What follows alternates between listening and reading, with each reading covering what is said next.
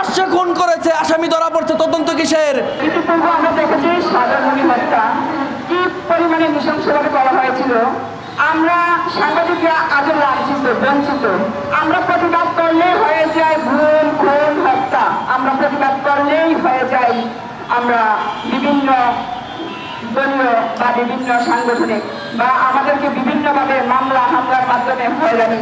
তারপরেও দাঁত কিলিয়ে হাসে এবং যারা প্রতিনিয়ত কোনো তাদের ভিতরে সমবেদনা দেখলাম না, কষ্ট দেখলাম না, দুঃখ দেখলাম না, তারা যে সাজা পাবে সেই মর্মাহত তাদের ভিতরে না। তাহলে তারা কতটা সাইকো এবং কতটা কুরুচিপূর্ণ এবং কতটা বিভ্রান্তিকর পরিস্থিতি সৃষ্টি করতে পারে সেটাই আমি আপনাদের কাছে তুলে ধরলাম। আমি বলতে চাই, ইতিপূর্বে সাগররুনি সহ অসংখ্য সাংবাদিক খুন হয়েছে, বছরের পর বছর পার হয়েছে, মাসের পর মাস পার হয়েছে, 120 বার পিছিয়ে দেওয়া হয়েছে শুনানি, কিন্তু সাগররুনির হত্যাকারীদের গ্রেপ্তার করা হয়নি।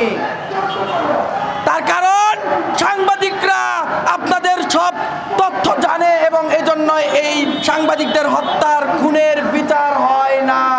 আমি স্পষ্ট ভাষায় বলতে চাই, এবার আর ছাড় নয়, দেয়ালে পিঠ থেকে গেছে।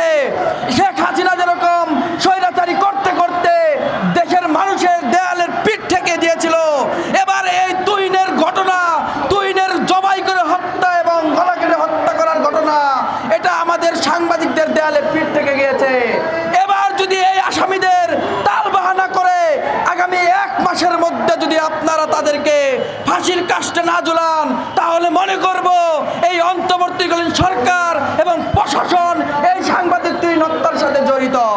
আমি স্পষ্ট ভাষায় বলতে চাই, কাজেই কাল বিলম্ব না করে আসামিদের আর কোনো তদন্ত কিসের দরকার?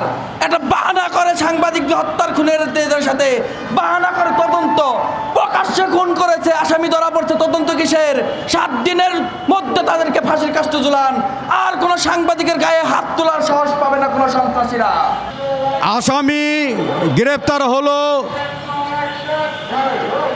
7 জন, তাদের রিমান্ডে নেওয়ার আবেদন করা হলো 10 দিনের, কিন্তু তাদের দেওয়া হলো 2 দিন তাকে রিমান্ডের আদেশ মঞ্জুর করা হলো। এই ধামাচাপা দিয়ে সাংবাদিকদের হত্যাকাণ্ড এক একবার বার হচ্ছে, কোনো প্রতিকার নাই।